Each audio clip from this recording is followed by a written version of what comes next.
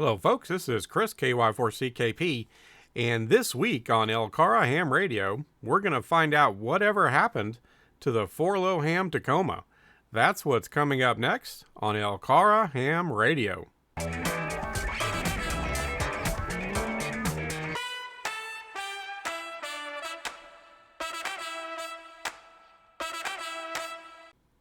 All right, folks.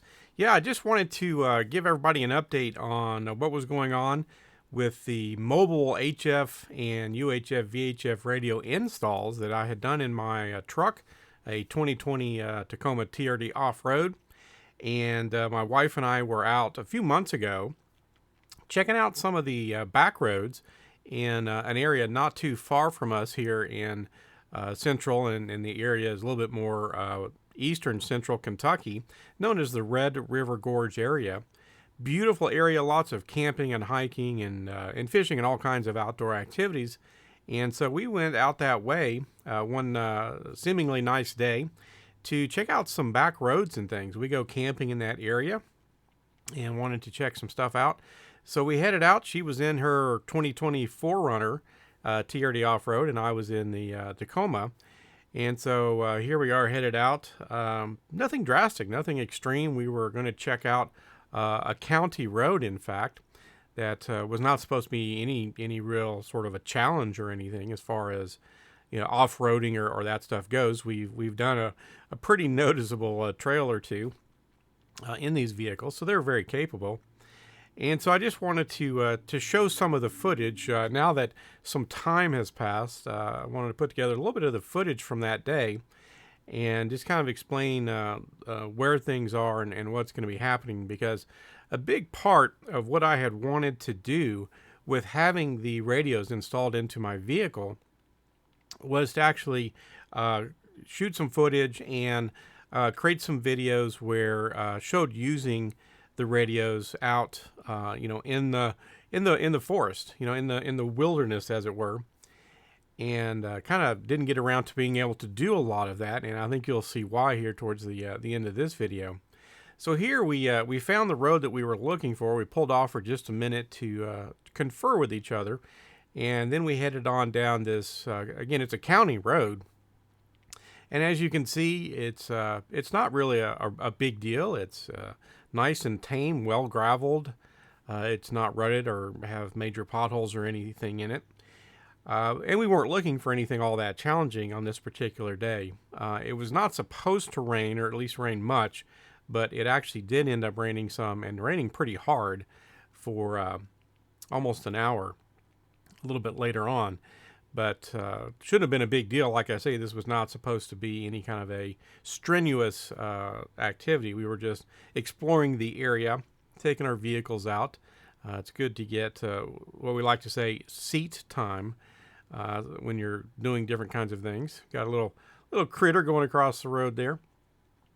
So we headed out on this, again, county road, and started out exactly the way I expected it. I had done a little research on it. And again, it wasn't supposed to be any big deal. There's a rating system. Well, there can be more than one rating system for trails, off-road trails, and roads and things. On a 10-point scale, this road was rated as a 2. Just maybe a little bit of a rough gravel road, or a little bit beyond that maybe. So again, we weren't expecting anything major at all. It's not what we were looking for on this particular day. And it started out exactly, again, the way we expected. So we start coming in off the blacktop and just making sure we're taking the right twists and turns here as we get started, making sure that the GPS and the maps were keeping track of everything, and they were. So, it's a beautiful area, lots of course, as you can tell, trees and all kinds of things. So it was a little bit humid this day, a little bit warm, but really not too bad. So here you can see, as the road forked to the right here, that not quite as nice of a gravel, starting to get a few little ruts and things. But again, we expected at least a little bit of this kind of degradation to the road, being that it was rated 2 out of 10. Like 1 out of 10 would be, nice pure gravel the whole way, or something. But again, we had been on much more severe trails than this, so we weren't afraid of anything, of exceeding the capability of our vehicles or anything. So just taking another fork, you can see it's getting pretty narrow, and this is why in more eastern states in the U.S., for people that like to do off-roading, you end up with what are known as pinstripes. So we call them Kentucky pinstripes because we're in Kentucky, but it's where the vegetation scrapes down the side of your vehicle and leaves some dirt and light scratches and things. Here you can see the road continuing to degrade. Now, keep in mind, folks, and throughout the rest of this video, this is officially a county road. The county is supposed to be maintaining this road for residents in and around this area. And as you'll see, it looks like maybe they had not done quite as much maintenance as they probably should have been doing for the road. It did make it really kind of fun for folks that like to do light to moderate off-roading, but as far as really being usable by anything other than a pretty decent four-wheel drive vehicle with pretty decent ground clearance. And we haven't even really gotten to what you'll see in a little bit later here. So what you'll kind of notice through the footage is every time we came up to much of a way of a puddle, we would typically, and I don't show all of it, but we pretty much every time would get out and go and inspect the water, try to get a feel for how deep the water was, because you don't want to get into trouble if you can help it. And so you want to try to be smart about things. So you can see there we paused for a little bit. We're checking things out and communicating back to my wife. We have radios in our vehicle, so we were communicating back and forth. Again, nothing severe yet. I certainly wouldn't want to take a regular car on this county road. And here you see this weird little fork where it just kind of goes down to the creek bed. There's sort of a creek that's going down the left-hand side there. And it gets a little bit rough going over that hill. We paused and we checked it out. Again, I don't show every time we got out of the vehicle, but here you can see it kind of rough, a lot more rocky. Again, this is almost more of like a creek bed than what we would normally think of as a road. But it was going along, and our vehicles were more than capable of handling what we had encountered so far. So we were mostly just having some fun, getting out, doing some exploring and everything. A little bit more water, a little bit deeper water. Up to this point, we were still kind of early. This wasn't a real long road. It was only a few miles, 2.5, 3 miles, something like that. We were hitting water that was anywhere from a couple inches deep to 4 inches deep.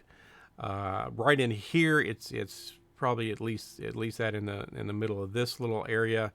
And again, since we had never been on this road before, we were taking our time getting out and checking things really quite frequently. Again, I don't show every time.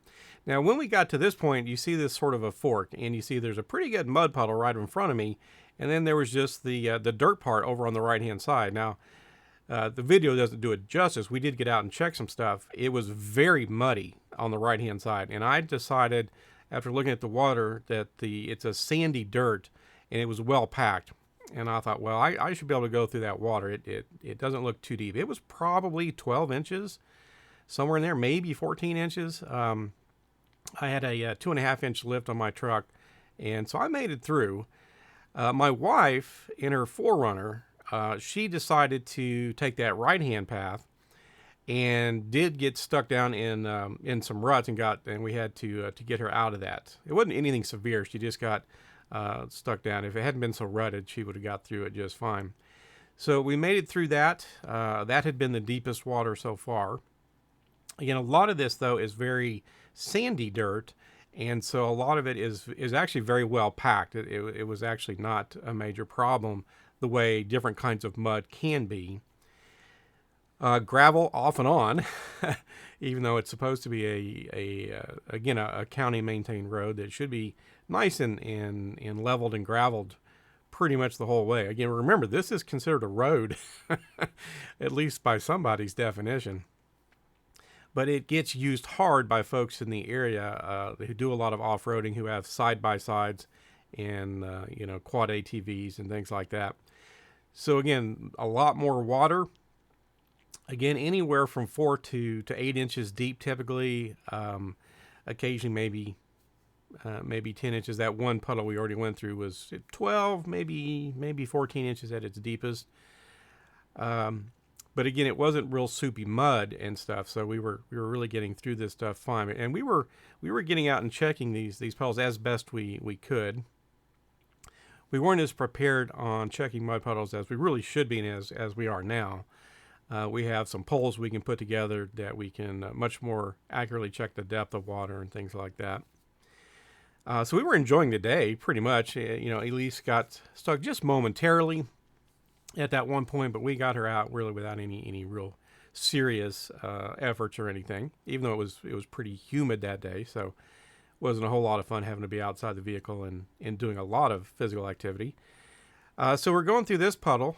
Again, not too bad. It's this one was probably, again, 8 or 10 inches deep right here towards the end. And there's kind of creeks weaving in and out of this area. You can kind of see where they go sometimes. Very near or kind of just over the road sort of area. And obviously by this time, I know I was, and I'm sure my wife, we were definitely thinking, as I'm sure many of you are, seriously, who calls this a road? It started off a road, but degraded to the point where, can you really still call this a road? Apparently somebody does, apparently in this county, and it is a very rural county. This is, or has been in the past, considered a road. Again, kind of fun for folks if you're prepared for this. Again, obviously you would not want to take any sort of regular sedan or regular vehicle through this. Anything without at least a 2-inch lift, and we both have all-terrain type tires on our vehicles. So we were making it fine so far, but again, you wouldn't want to take any kind of a regular vehicle on this at all. Now, this is mostly a cut-through road. I don't know that there's really any residents right off of this road, but it does cut kind of from one of the more major roads to another, somewhat more major road. And so it could definitely shave time off of your travel time if you're trying to get to certain places within the county. But again, you see some of it still in pretty good shape, but a lot of it has just really gotten degraded. And you can see it's raining a little bit. Again, I had checked the weather, and it wasn't really, it was like a 10 or 15% chance of rain for the day, which is one reason why we went out, because we didn't really want to be out if it was going to rain a lot. So some more pretty good sized mud puddles. Again, these were running 4 to 6 inches deep. Here you can see we're out a little bit. And we're getting towards the end of what happened this day. So you can see that we were getting out. I was out and I was checking this next, and we were almost through with this road. There was only less than a half a mile, and we were headed uphill at this point. We'd kind of gone down into a bit of a valley. So let's take a look and see what happened here.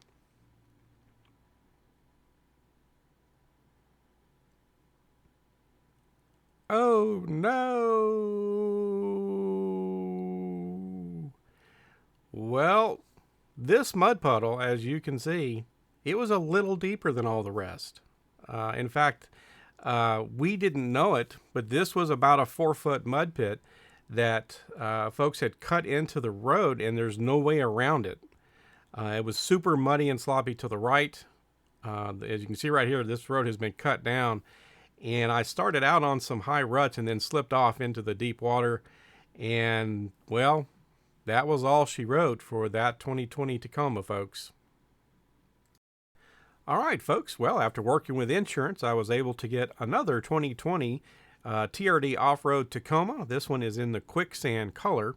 And you can see I've already begun to get it configured in a pretty similar fashion to what I had for the last truck. It's going to be just slightly different, but pretty close. And sometime in the next couple of weeks, I will hopefully have my main radios reinstalled and the antennas and things reinstalled the way they work best in this particular truck.